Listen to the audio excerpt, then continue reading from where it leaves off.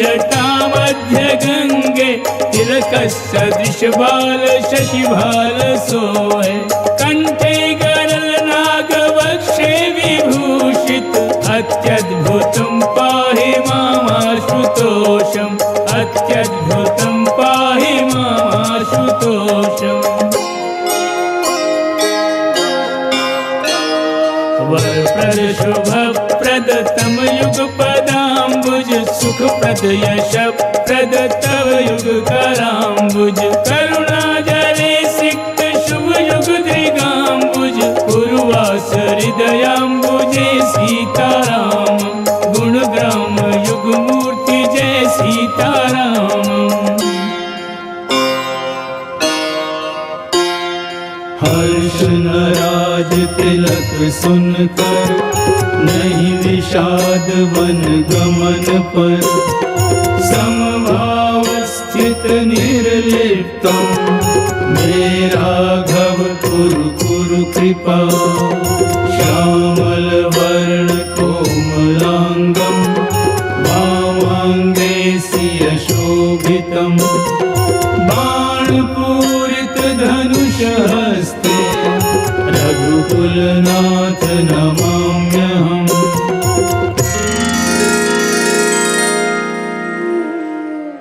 जहाँ श्री राम जी हैं वहाँ धर्म, जहाँ धर्म है वहाँ सुरक्षा, जहाँ सुरक्षा है वहाँ अभय, जहाँ अभय है वहाँ शांति, जहाँ शांति है वहाँ संतोष, और जहाँ संतोषी आत्माएं निवास करती हैं उस पुण्यमयी नगरी का नाम है अयोध्या। श्री रामचंद्र स्वभाव से ही आनंद कंद, सबको सुख देने वाले, आज उन्हें सुख देने वाली साक्षात भगवती सीता उनके साथ सप्तपदी करके उनके नाम का सिंदूर अपनी मांग में भर के उनकी जीवन संगिनी के रूप में मिथिला से अयोध्या चली आई हैं, और साथ में 3 भ्राताओं के लिए उनकी वधुओं के रूप में अपनी प्यारी प्यारी 3 बहनें भी लाई हैं। चारों युगल मूर्तियों के दर्शन नेत्र युगल के लिए परम सुखदायी हैं। महाराजा दशरथ के जीवन से पुत्रियों का और माताओं के मन से पुत्र वधुओं का अभाव सदा के लिए मिट गया। अयोध्या नगरी की सीमाएं हो सकती हैं, परंतु अयोध्या निवासियों के आनंद की आज कोई सीमा नहीं। ओ चारों भ्रात बधूटियां लेकर जब से लौटे हैं अपने घर, ओ रैन दिवस आनंद घन बरसे सबके हृदय प्रेम तरु सरसे, ओ रिद्धि सिद्धि आंचल भर भर कर देती फिरे सुख संपत्ति घर घर, ओ अपलक जन सिया राम निहारे युगल मूर्ति पर जीवन वारे। श्री संपन्न हुआ अवध पाकर सीता मात, वहाँ अभाव की पैठ कहाँ जहाँ लक्ष्मी साक्षात श्री संग हैं श्रीनाथ। भक्तगण महारानी कौशल्या के महल के मधुमय परिवेश में घड़ी भर को चले। अंगना में कंगना चूड़ियाँ नूपुर का मधुमय स्वर सुना, आनंद दशरथ जी ने चौथे पन में पाया चौगुना। निज पुत्र वधुओं पर निछावर आज तीनों रानियां भ्रमरों के मुख से सुन रहे हैं, पुष्प पुष्प प्रेम कहानियाँ भ्रमरों के मुख से सुन रहे हैं, पुष्प प्रेम कहानियाँ। बचपन, यौवन, वार्धक्य, ये सब गतिमान समय के पृथक पृथक नाम हैं। आज महाराजा दशरथ का समय भी बढ़ते बढ़ते उन्हें चौथापन पार होने के कगार पर ले आया है। महाराज श्री ने राजकाज से अवकाश ग्रहण करने का मन बनाया है। श्री राम उनके उत्तराधिकारी हों, इस निर्णय पर विचार विमर्श करने के लिए अनेक राजाओं, ऋषि मुनियों, विद्वानों तथा मंत्रिमंडल को बुलाया है। यदि यह निर्णय महाराज अकेले करते तो पुत्र के पक्ष में केवल एक पिता का होता। इस पर सर्वसाधारण का समर्थन प्राप्त करना राजोचित मर्यादा का पालन करना है।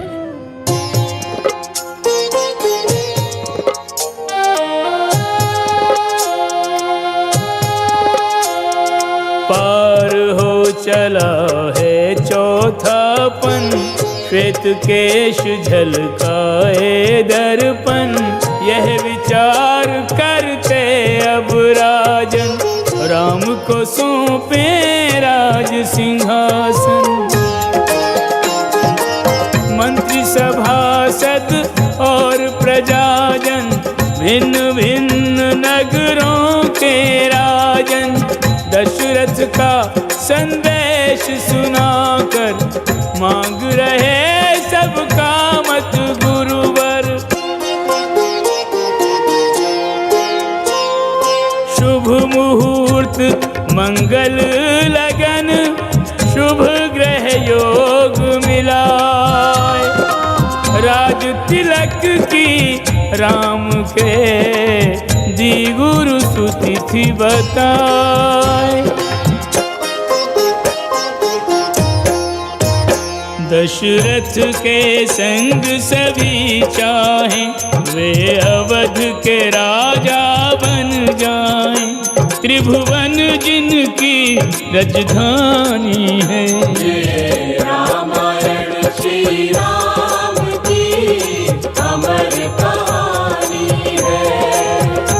ये रामायण श्री राम की अमर कहानी है।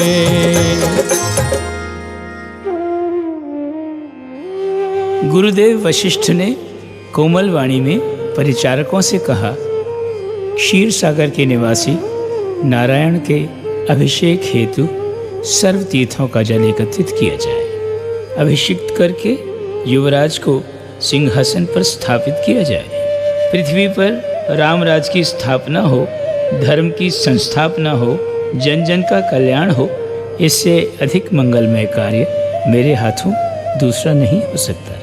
यह पृथ्वी के लिए भी परम गौरव प्रदान करने वाला संवाद है। राजा दशरथ के इस मनोरथ का विधिना के अतिरिक्त सभी ने मुक्त कंठ से अनुमोदन किया।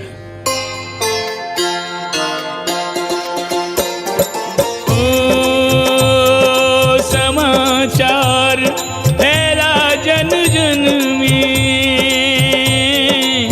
हर्षोल्लास सभी के मन में। सबने दशरथ जी को सराहा, यह निर्णय सबका मन चाहा। सब उस दिन की राह निहारे, सिंहासन जब राम पधारे। कैकेयी को राम अति प्यारे, राम पे वो सर्वोनिधि भारे। दशरथ जी ने जब कही राज तिलक की बात, सुनकर परमानंद से भर गई के कई मात।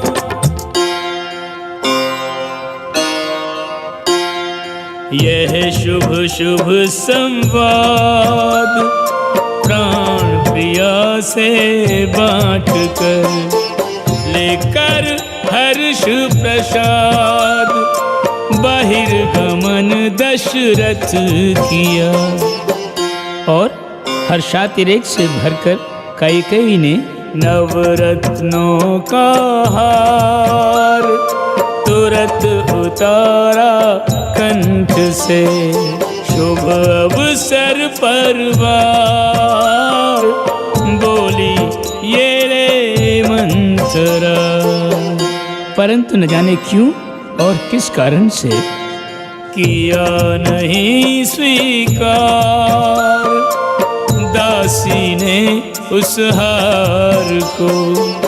देख के ये व्यवहार रानी अचरज में पड़ी। मंथरा यदि इस समय दासी होती तो रानी के दिए हुए नौलखा हार को कंठ में झुलाकर सारी अयोध्या में नर्तन करती फिरती, बहुमूल्य निधि का प्रदर्शन करती फिरती। परंतु वह तो देवताओं की कठपुतली बनी हुई है। उसके बोल सरस्वती प्रदत्त, भूमिका दैव प्रदत्त, योजना नारायण प्रदत्त। ऐसे में ऐसा करने के अतिरिक्त और वह क्या करे।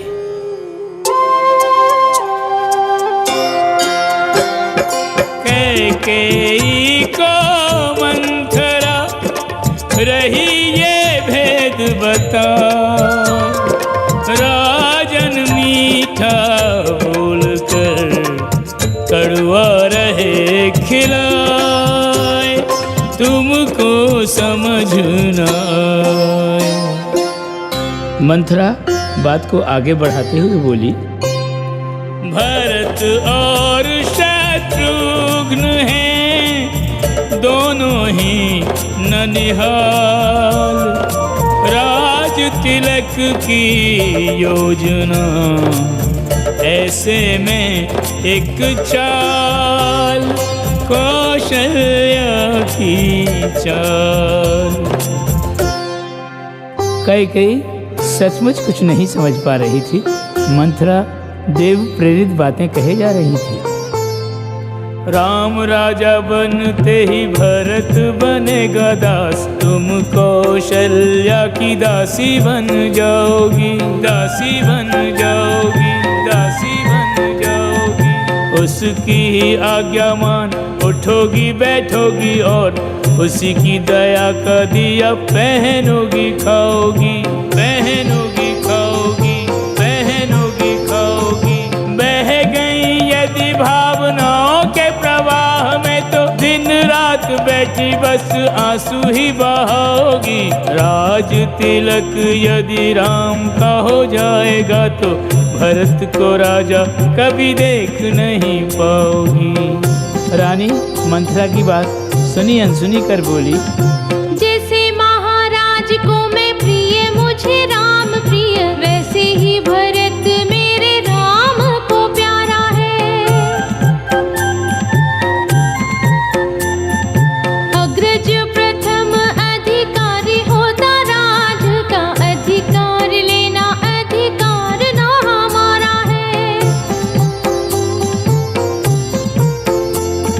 मंथरा अकेली एक तू ही तीनों लोक में है, अमृत का सिंधु राम लगे जिसे खारा है। मंदमती तेरे को वचन सुन लगता है, नियति ने तीर तेरी सुमति पे मारा है। रानी ने रोष में भरकर दासी से पूछा,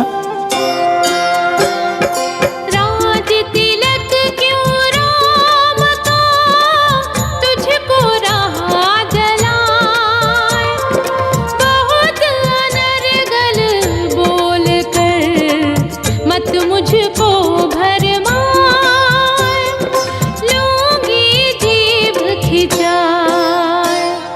जीभ खिंचाया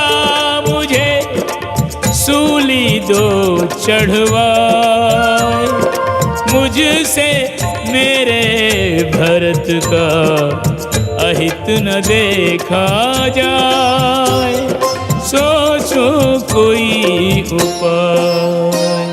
अरे कुरूपा, यदि राम का राज तिलक तुझे खल रहा है, भरत के लिए मन जल रहा है, तो उपाय भी तू ही बता। मंथरा देव प्रेरित कुबुद्धि को यूं उपयोग में लाने लगी, हित भरत का है क्या करने में, रानी को युक्ति सुझाने लगी। 2 वर के लिए दशरथ के दिए, वचनों की याद दिलाने लगी। कैकेयी भी धीरे धीरे उसके प्रभाव में आने लगी। देव योजना बनाए, सरस्वती सहायता करे, तो सफलता में संदेह कहाँ रह जाता है।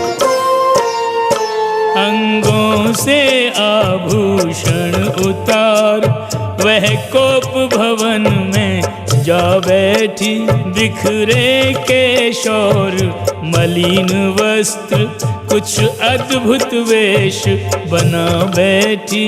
यह दशा देख कर दशरथ जी पर जैसे उल्कापात हुआ, जड़ हुए चरण और कंठ शुष्क, मन चिंतित कंपित गात हुआ।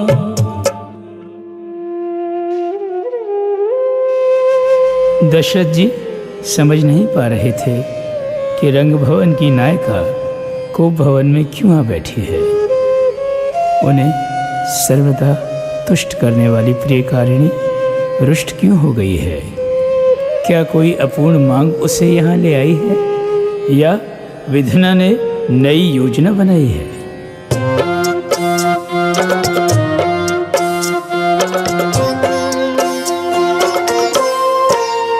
वे लगे पूछने रानी से, क्यों ऐसा वेश बनाया है, किस कारण है मन खिन्न प्रिय, तुम्हें किसने दुख पहुँचाया है। कहो किस निर्धन को राजा कर दूं, किस राजा को दीन करूं, तुम्हें किसने रुष्ट किया बोलो, मैं किसको जीवनहीन करूं।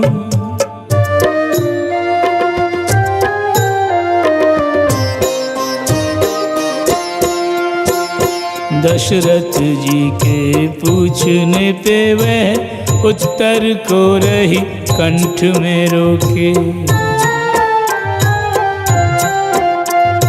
हाथ से हाथ का स्पर्श किया तो हाथ झटक दिया निष्ठुर होके।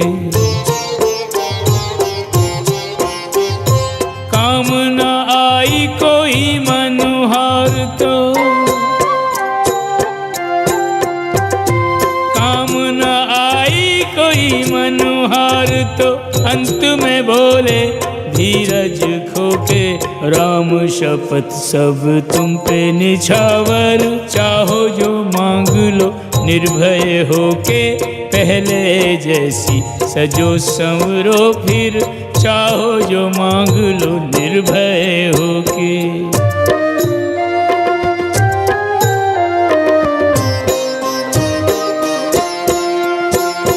राम बहुत प्रिय दशरथ जी को, राम की शपथ नहीं साधारण, यह विश्वास लिए मतिमंद, लगी करने आभूषण धारण। दशरथ के दिए आश्वासन ने, दशरथ के दिए आश्वासन ने, कर दिया हर शंका का निवारण। मांगने में है विलंब नहीं, वर पाने में कोई विलंब का कारण, राम शपथ ने कर दिया मानो मन की हर शंका का निवारण।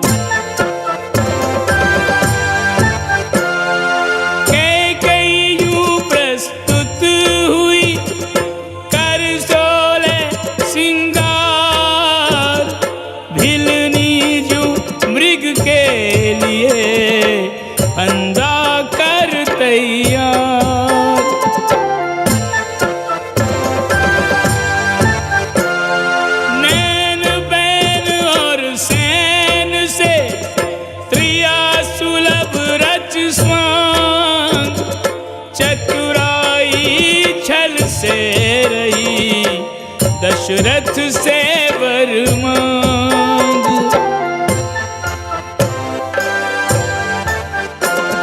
नहीं दुराग्रह साधिकार करती हूँ निवेदन, दो पहला वरदान भरत को राज सिंहासन।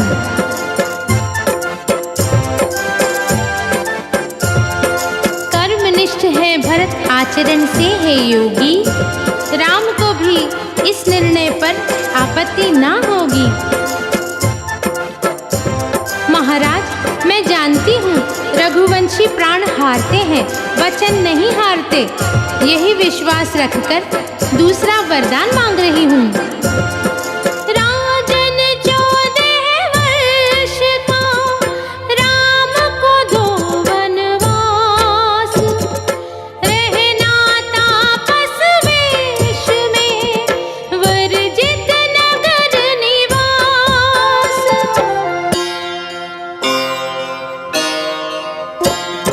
कैकेयी ने नृप पर किया कठिन कुठाराघात,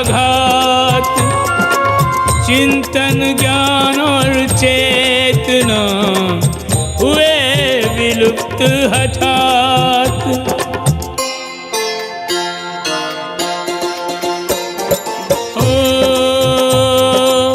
सोचत पार न पावे ज्ञानी, किस दिन का बदला लिया रानी।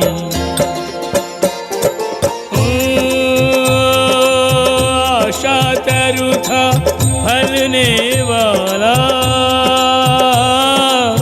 उसे समूल नष्ट कर डाला।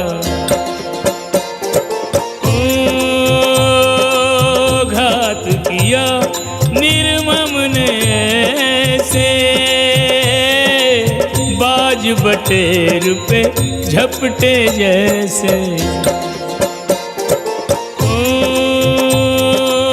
सहमे नृप कुछ कह नहीं पाए,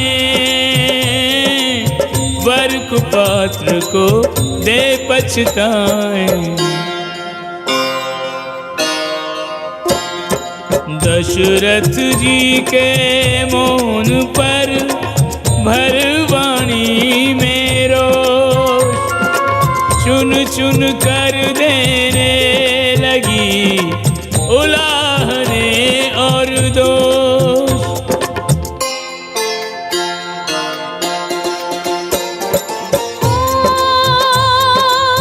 क्या नहीं भरत सुपुत्र तुम्हारा, राम को चाहा उसे बिसारा। मेरे वर देने में उदासीन,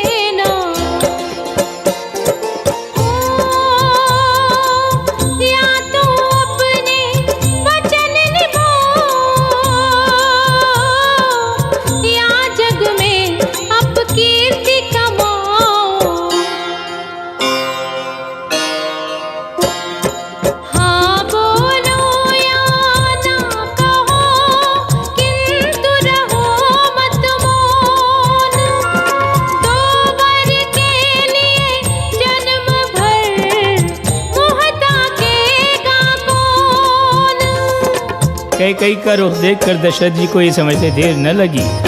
वर दिए बिना अब मुक्ति नहीं, बचने की कोई युक्ति नहीं, विधना ही आज रिसानी है। ये रामायण श्री राम की अमर कहानी है। ये रामायण श्री राम की अमर कहानी है।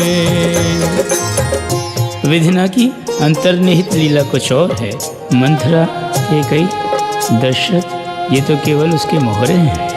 कैकेयी सजीव निठुराई, तनिक दया दशरथ पे नाई, देती रही अपघात की धमकी, नृप के मन बिजली सी चमकी। रहे भोर तक दोनों उलझे, कैसे भी न समस्या सुलझे। कैकेयी ने वह बाण चलाया, जड़ हुई बानी निर्बल काया। सूर्योदय हो भी गया, जागा नगर समस्त, दशरथ के दर्शन बिना जन जन चिंताग्रस्त।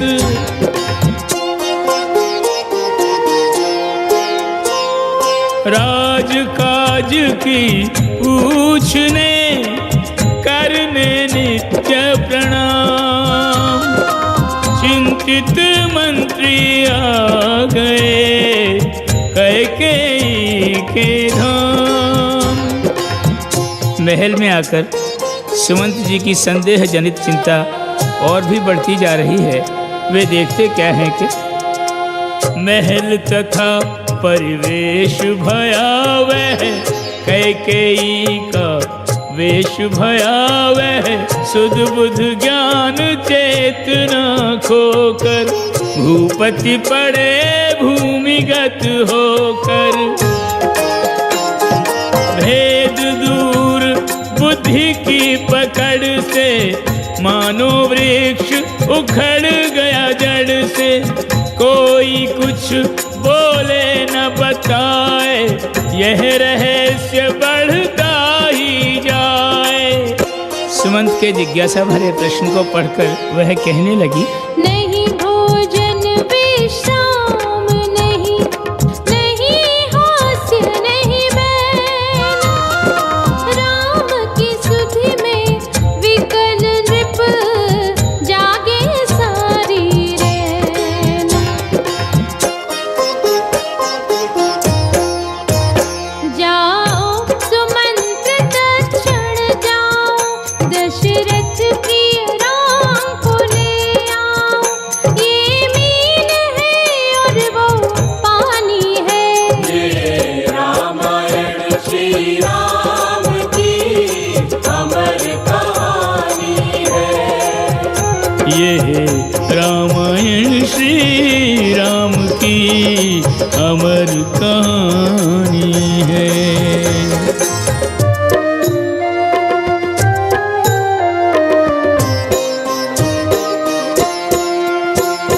चतुर सुमंत्र ने जान लिया, कैकेयी ने ही ये कुछ चाल चली है। राम का राज तिलक होगा, यह सुनकर वो सर्वांग जली है। किंतु सुमंत्र समझ नहीं पाए,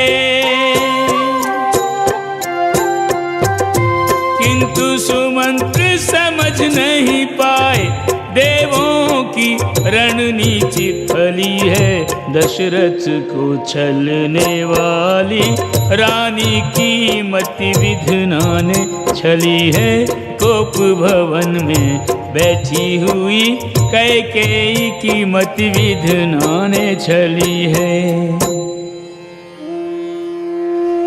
सुमंत्र जी ने आज से पहले न ऐसे दशरथ जी देखे थे, न ऐसी कैकेयी के कई रूप जिन पर दशरथ जी बलिहारी जाते थे। आज का रूप और वेश उनसे सर्वथा भिन्न था, जिसे देखकर सुमंत्र जी का मन अत्यंत खिन्न था। सुमंत्र जी को जिन देवी देवताओं के सुमंत्र स्मरण थे, वे उनका जाप करने लगे ताकि उन्हें जिस अघटन के घटने की आशंका है वह टल जाए। महाराज की दुर्दशा देख तथा कैकेयी का आदेश सुन सुमंत्र जी चल तो दिए, परंतु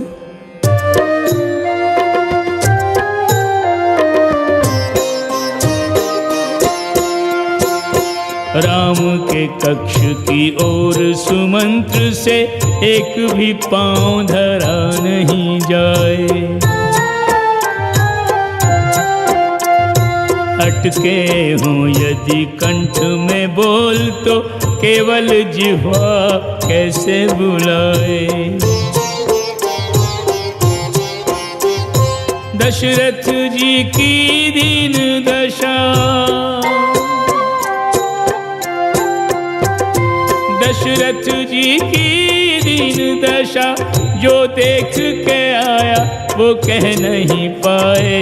इस स्थिति में किया स्मरण पिता ने सचिव बताने में सकुचाए।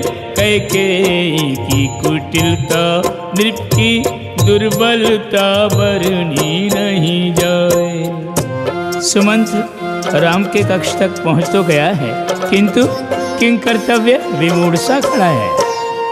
रघुकुल मणि राम का सुमुख निरख क्या कहने आया, भूल गया संकुचित भाव से राजाज्ञा दी राम को। फिर मंत्री ने सुना संकुलित राम मंत्री के संग पग धरते चले असंयत से।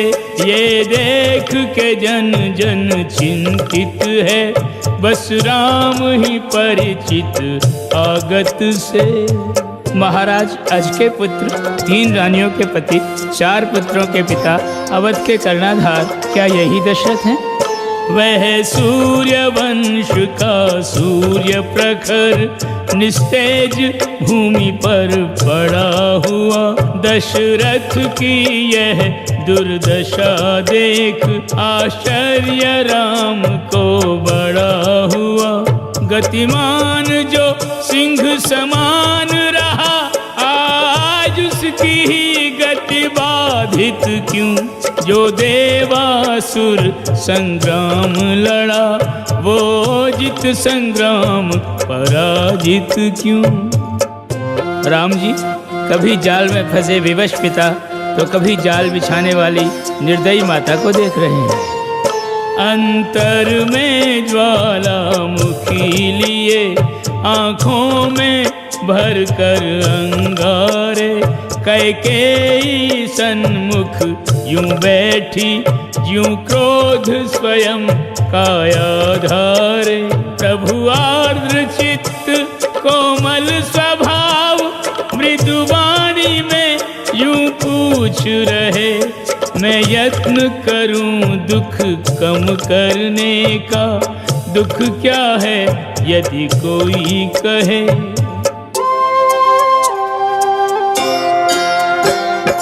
दुख इनका सबसे बड़ा, तुम पर अधिक स्नेह। प्राण रूप हो राम तुम, दशरथ के बल गेह। मोह कष्ट का गेह। कैकेयी ने कहा कि देवासुर संग्राम में दिए हुए हे दशरथ के कोश में मेरे 2 वरदान। मांग लिए मैंने वही, आज सुअवसर जान। दुविधा में श्रीमान। दैव प्रेरिता कैकेयी अपने पक्ष में बोलती जा रही है। राम संयत होकर सुन रहे हैं। राम तेरे लिए 14 वर्षों का वनवास, मैंने जो मांगा तो गई मुखड़े की लाली रे। भरत के लिए मांगा अवध का राजपाट, मांग ऐसी कौन सी थी अजब निराली रे। मैंने तो सुना था रघुवंशियों ने प्राण देके दिए हुए वचनों की आन सदा पाली रे। राजा की जीवन नैया डूबेगी जो तूने नहीं सोच संकोच के भंवर से निकाली रे। दैव ने कैकेयी को कैसा निर्भीक बना दिया है, उनके चरित्र में आमूल परिवर्तन ला दिया है। तभी तो ऐसा कह रहे हैं। तेरा मोह कष्ट का कारण, तू ही कर अब कष्ट निवारण। राजा ज्ञा पर शीश झुका दे, बुझते दीप की ज्योति बढ़ा दे। वन को जा बन के सन्यासी, होना मत कहीं नगर निवासी। व्रत लेकर पालन कर व्रत का, निष्कंटक हो राज भरत का। माता, अब मेरा मनोभाव सुनो। कुपुत्रो जायेत क्वचिदपि कुमाता न भवति। अर्थात पुत्र कुपुत्र हो सकता है, माता कदापि कुमाता नहीं हो सकती। और फिर मैं तो बाल्यकाल से ही तुम्हारे स्नेह का पात्र रहा हूँ, और ये भी भली भांति जानता हूँ कि तुम मेरा अहित चिंतन स्वप्न में भी नहीं कर सकती। मेरा मन वन गमन का तनिक भी विरोध नहीं करता, वरन मुझे तो इस बात की प्रसन्नता है कि जो सौभाग्य आयु के अंतिम चरण में प्राप्त होता है, वह तुम्हारी अनुकंपा से इसी चरण में प्राप्त करने जा रहा हूं।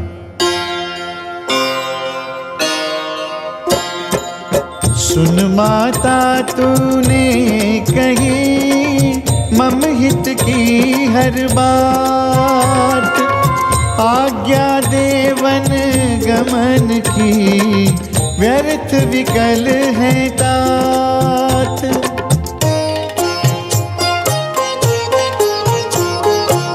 मेरी दृष्टि और मेरी समझ में पुत्र वही बड़ भागी, तन मन और वचन से जो पितु मातु चरण अनुरागी। पिता और माता को मैं शिव पार्वती सम मानूं, उनकी आज्ञा उनकी इच्छा को सर्वोपरि जानूं।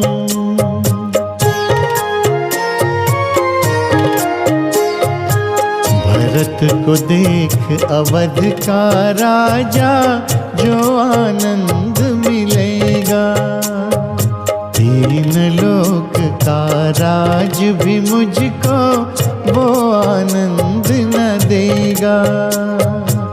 नहीं इतना कृतज्ञ जो तेरे ऋण से आँख चुराऊं, तुझसे मिला अपार स्नेह माँ किस कारण बिसराऊं।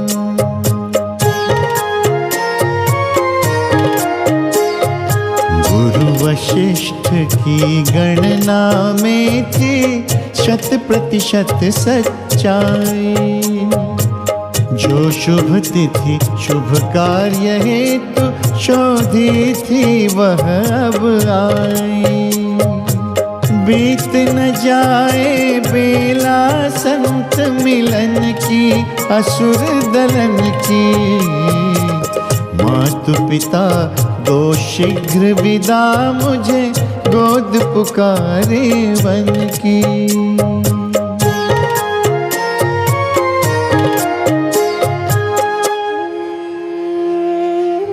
दशरथ जी ने विधिना के प्रभाव के कारण, कैकेयी के दबाव के कारण, रघुवंशियों के स्वभाव के कारण और आत्मबल के अभाव के कारण राम जी को वन जाने की आज्ञा तो दे दी।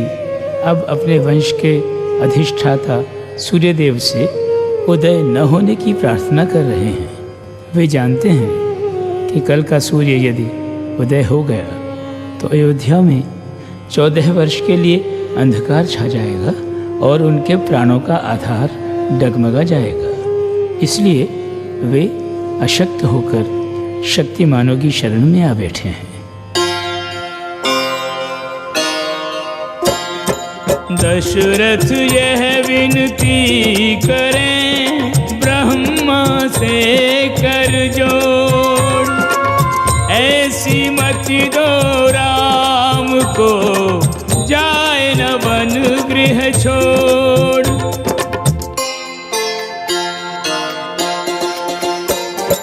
ओ आशुतोष में तुम्हें मनाऊं, जल प्रिय जल नैनों का चढ़ाऊं। ओ राम के हृदय प्रेरणा भर दो, मेरे वचन से मुक्त से कर दो। ओ दोष वचन खंडन का शंकर लेता हूँ मैं अपने सिर पर। ओ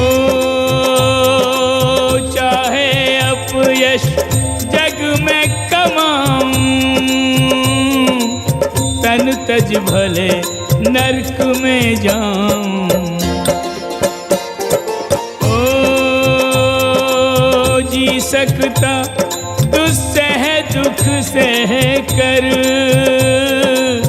जीना कठिन राम बिन रह कर। ओ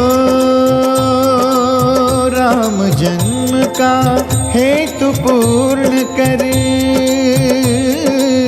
शीघ्र लौट आऊंगा पितुवर। सात पूर्वजों के सुने जितने पुण्य प्रसंग, कभी किसी ने भी दिया वचन किया नहीं भंग।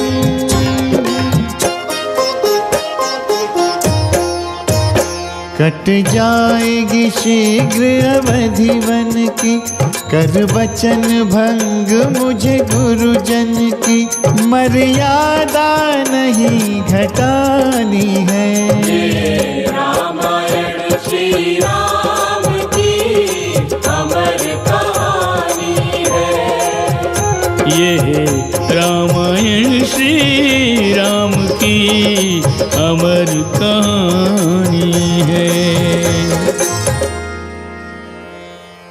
श्री राम प्रण को प्राणों से अधिक महत्व देने वाले रघुवंश के वंशज हैं।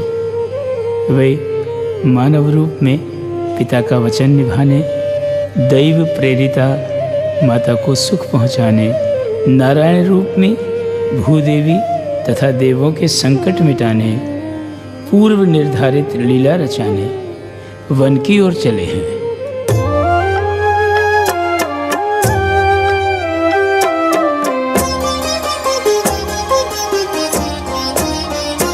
सुख के दिन कितने शीघ्र ढले, हर आस मिटी सब स्वप्न जले। चाहे मानव हो या ईश्वर हो, पर कर्म की गति टाले न टले।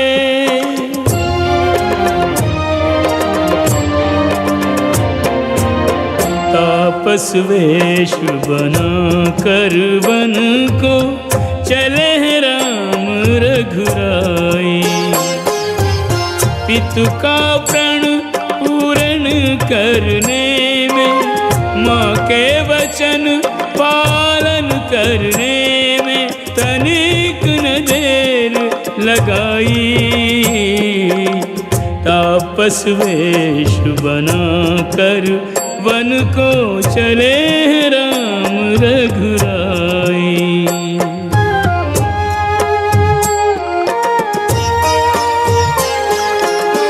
राम सिया की सेवा रक्षा करने को पुत्र सुमित्रा ने सौंपा।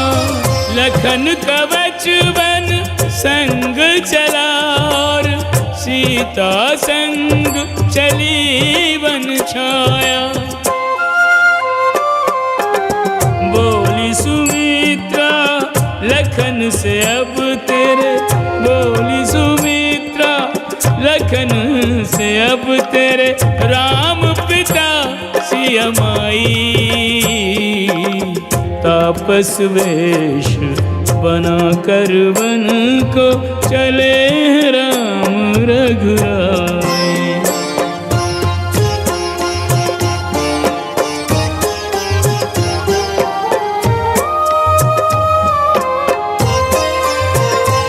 प्रभु कौशल्या के द्वार खड़े, वन गमन की आज्ञा मांग रहे। निज पीर नयन का नीर छुपा, माँ दे के विदा रघुवर से कहे। वन में सिया को जतन से रखना, जनक दुलारी को जतन से रखना। राम लखन दो भाई, तापस वेश बना कर वन को चले राम रघुराई।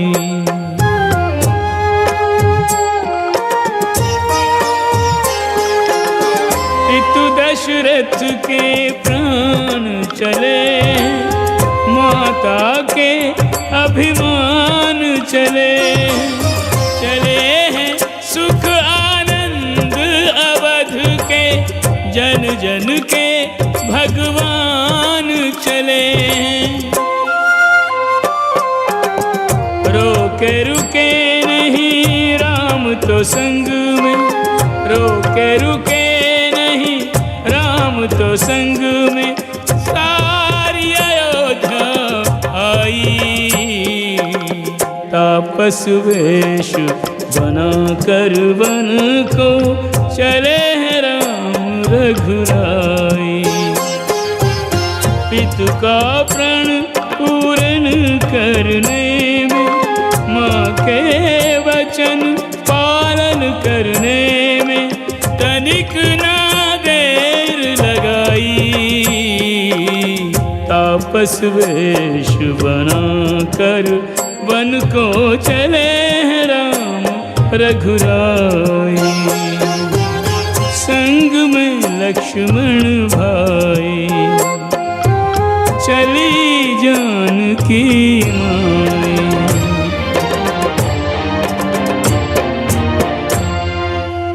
पथ में जब तमसा घिर आया, तब राम जी ने तमसा नदी के तट पर आश्रय लिया। संग आए स्नेही जनों को बहु प्रकार समझाने का जतन किया। राह चलने का श्रम, राम विरह का शोक तथा देवताओं की माया ने राम प्रेमियों को निद्रा की चादर उड़ा दी। 2 प्रहर रात्रि व्यतीत हो जाने पर प्रभु सुमंत्र जी से बोले, हम यदि अभी नहीं चले तो कदाचित कभी नहीं जा पाएंगे।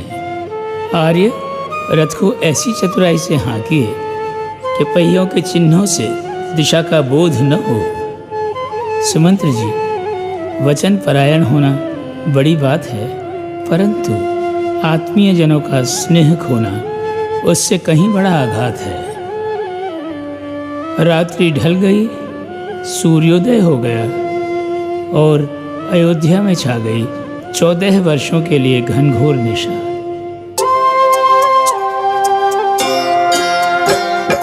श्रृंगवेरपुर है बसा गंगा जी के तीर, पहुँचे यहाँ सुमंत्र संग सिया लखन रघुवीर, गंगा जी के तीर।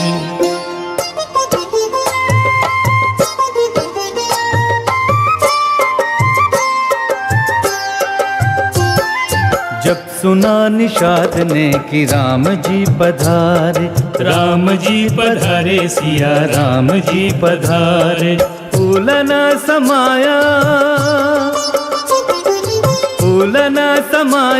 आनंद के मारे। जब सुना निषाद ने कि राम जी पधारे।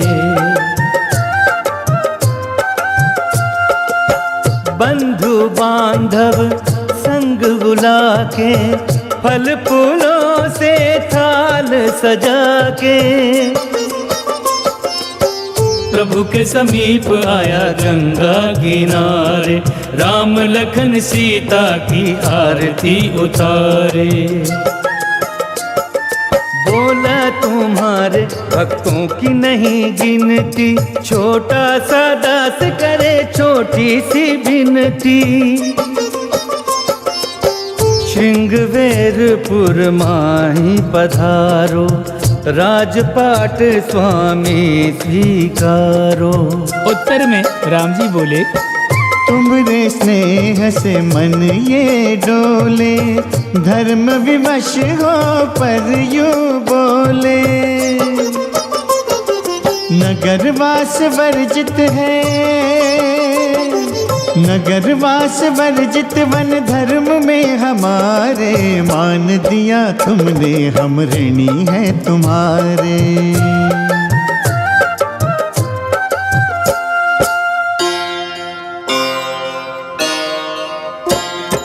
कंदमूल फल कर ग्रहण सानुज सिय के साथ, दूर नगर से तरुतले रैन बिताई नाथ। ओ भोर भय बोले रघुराई, मित्रब के वट देहु बुलाई। हो जो अपनी नैया में बिठावे, गंगा पार हमें पहुँचावे।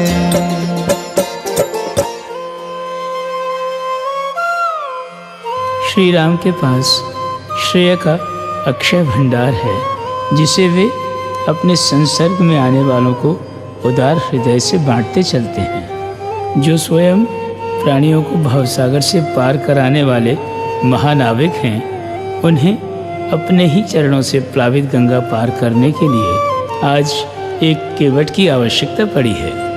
यह प्रसंग श्री राम और केवट के आध्यात्मिक संबंध का परिचायक है। यहाँ राम भगवान बनकर केवट को आज्ञा नहीं देते, अपितु एक पथिक की भांति गंगा पार करा देने का आग्रह करते हैं। यदि कोई जप तप किए बिना, व्रत उपवास रखे बिना, वेद पुराण पढ़े बिना परमात्मा को सहज रूप से पा जाए, तो उनके धाम जाने का अवसर कहाँ छोड़ेगा। केवट ने प्रभु से कैसी चतुराई से सौदा किया, तनिक आप भी सुनिए। आज्ञा पाए निषाद ने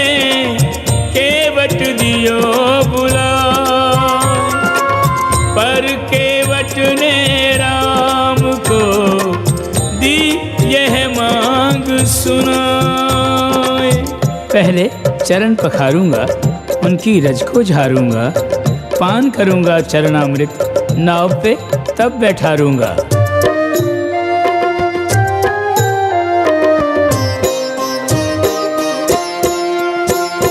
ऐसा कहते हैं सब लोग के जादू भरी पदरज है तुम्हारी। इस पदरज का स्पर्श हुआ तो मौन शिला बनी सुंदर नारी। मेरे पास है बस एक नैया,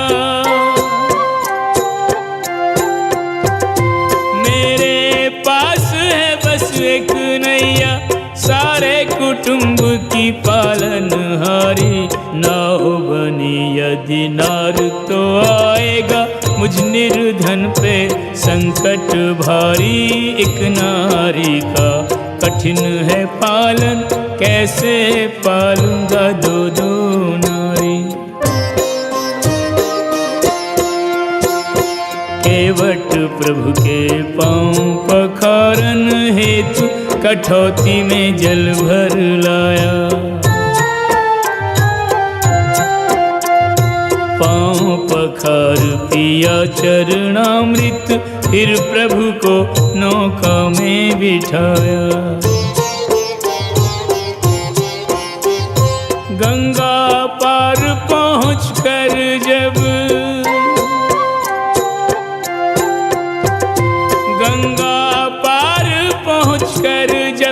उतराई देने का अवसर आया।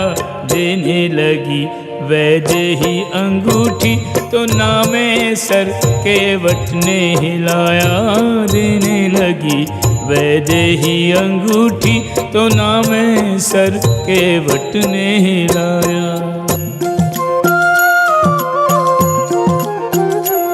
सुनो मेरी विनती राम सरकार, राम सरकार, सिया सरकार। नाई धोबी धीमर के बट और लुहार सुनार, हर एक दूजे से लेन मजूरी जिनका एक व्यापार।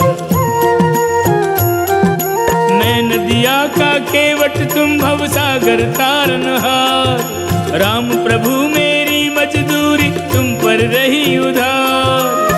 आऊं मैं जब घाट तुम्हारे, आऊं मैं जब घाट तुम्हारे, कर दीजो बेड़ा मेरा पार। सुनो मेरी विनती राम सरकार, राम सरकार, सिया सरकार।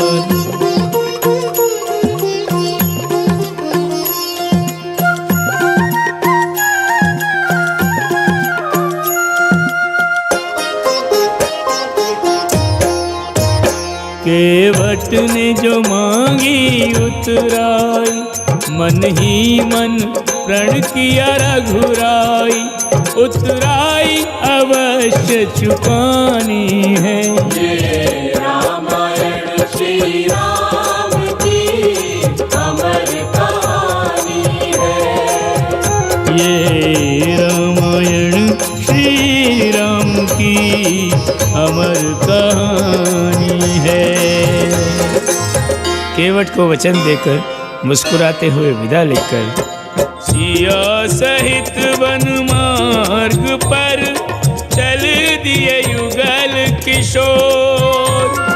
हो लिया संग निषाद भी बंधाने की डोर।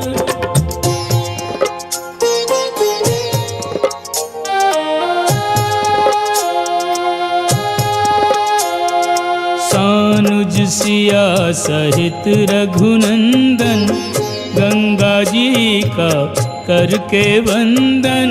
भरद्वाज के आश्रम आए, मुनि को विनय प्रणाम जनाए।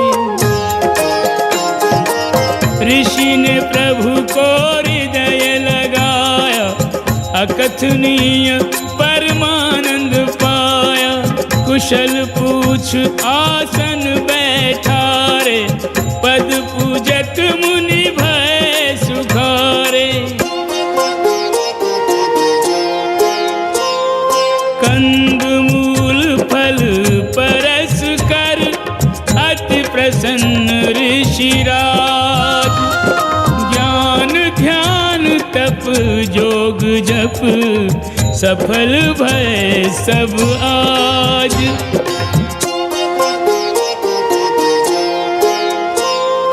कर मुनि से सत्संग प्रभु, किया तहाँ रैन प्रवास।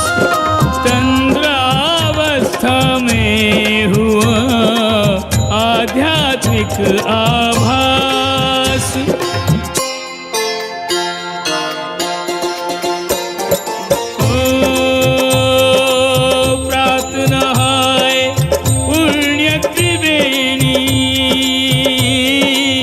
सरितात्रय मुद मंगल देनी। ओ राम प्रयाग महात्म बखाना, तीर्थेश्वर यह सरस सुहाना। ओ नाम प्रयाग यज्ञ हुए अगणित, कण कण मंत्रों से अनुगुंजित। ओ तीर्थेश्वर की महिमा गाकर, आश्रम में पुण्य आए रघुवर। शुभाशीष मुनिराज से मांग रहे जगदीश। पूछ रहे वनवास को, जाए कहाँ मुनीश।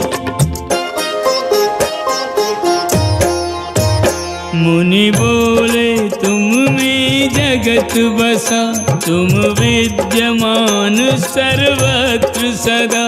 तुमको क्या राह सुझानी है, ये रामायण श्री राम की अमर कहानी है। ये रामायण सिया राम की अमर कहानी है। मुनिवर भरद्वाज के कथन में कोई अतिशयोक्ति नहीं थी।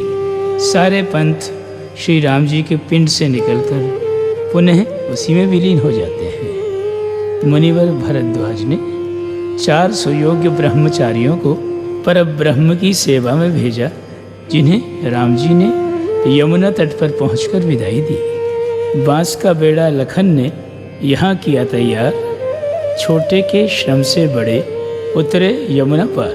यहाँ श्याम वर्ण राम जी ने श्याम वर्णा यमुना में सबके साथ स्नान किया। यमुना स्नान के फलस्वरूप राम जी की भेंट एक अलौकिक तापस से हुई। कोई उसे ध्यानस्थ तुलसीदास बताता तो कोई अनुमान कर हनुमान कहता। तापस ने लक्ष्मी नारायण तथा शेष रूप को दंडवत प्रणाम किया। निषाद का प्रति प्रणाम ग्रहण कर वे वहीं अंतर्धान हो गए। न इति पूर्व न तत्पश्चात उन्हें किसी ने देखा। अब राम जी ने सखा भाव से स्नेह सिक्त स्वर में समझाकर निषाद राज को भी विदाई दी। राम लक्ष्मण सीता रूपी त्रिवेणी जिस पद से प्रवाहित होती, दर्शकगण उसके अमृत सलिल में स्नान करते जाते, वृद्ध उनकी कथा का बखान करते जाते, श्रोता रसपान करते जाते, राम जी प्रयाण करते जाते। एक मेला सा लगा रहता राम लक्ष्मण सीता के चारों ओर। कोई विधि की निष्ठुरता पर खेद प्रकट कर कहता कि कैसे सुकोमल चरणों को भेज दिया कंटक भरे मार्ग पर चलने को। कुछ दर्शक अपने भाग्य की सराहना करते हुए कहते कि यदि इन्हें वनवास न दिया जाता तो हमें इनके दर्शनों का अलभ्य लाभ कैसे होता। अब श्री राम अपनी कथा के रचयिता ऋषि वाल्मीकि के आश्रम में आ पहुँचे। अपने काव्य के पात्रों का दर्शन कर ऋषि ने जो आनंद पाया उसका वर्णन कौन कर सकता है। प्रणाम प्रति प्रणाम की शिष्टता के पश्चात ऋषि ने अतिथि सत्कार किया, उन्हें यथास्थान बिठाया तथा कंदमूल फल का आहार कराया। तनिक विश्रांति लेकर राम जी बोले, हे महामुने, आप त्रिकालदर्शी हैं। विश्व आपकी हथेली पर रखे हुए बेर के समान है। अपने वनवास का कारण कहकर हम आपका समय नष्ट नहीं करेंगे, इतना कष्ट अवश्य देंगे कि हमें वह स्थान सुझा दें जहाँ रहकर हम अपने वनवास की अवधि निर्विघ्न व्यतीत कर सकें। मुनिवर ने प्रश्न के उत्तर में प्रश्न करते हुए पूछा, प्रभु, पहले तो आप मुझे वह स्थान बताएं जहाँ आप नहीं हैं। फिर भी आप पूछते हैं तो सुनिए। जिन श्रोताओं के कान आपका कथामृत पान करते नहीं भरते, जिनके नयन निरंतर आपके दर्शनों की अभिलाषा करते हैं, जिनकी नासिका आपके विग्रह पर चढ़ाए पुष्पों की सुरभि आघ्राण करती है, जिनकी चर्म की जिह्वा आपके नामोच्चार से स्वर्णमयी हो गई है, जिनके कर युगल स्वप्न में भी आपकी सेवा में संलग्न रहते हैं, जिनके चरण आपके तीर्थों में भ्रमण करते नहीं थकते, जो जाति पाति धन धर्म बड़ाई प्रिय परिवार सुख देने वाला घर, इन सब से विरक्त होकर केवल आपके चरणों में अनुरक्ति रखते हैं, जिनके मन में काम क्रोध लोभ मोह मद मत्सर राग द्वेष दंभ और न माया है, आप सीता लक्ष्मण सहित उन्हीं के हृदयों में निवास कीजिए, वही मंदिर आपके योग्य हैं। श्री राम मुनिवर के स्नेह पगे वचन सुनकर बोले, उन सब गुणों से मंडित तपोमूर्ति तो केवल आप ही हैं, जिनके दर्शन मुझे देवी सीता तथा लक्ष्मण को न जाने कितने पुण्यों के फलस्वरूप प्राप्त हुए हैं। अब कृपा कर भौतिक निवास हेतु कोई लौकिक स्थान बताइए।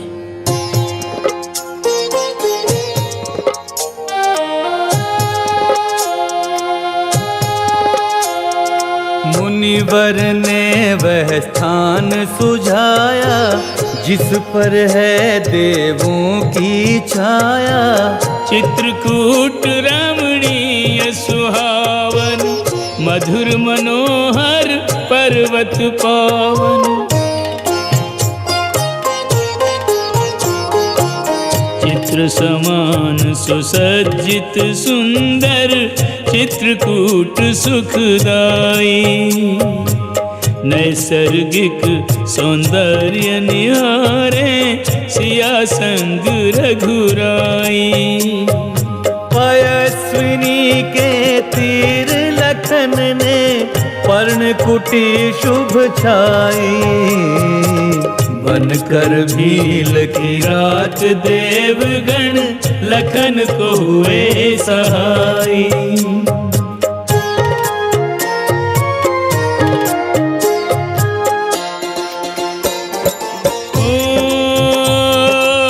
प्रकृति के अंक में दिन लगे कटने, अवधि लगी वनवास की घटने।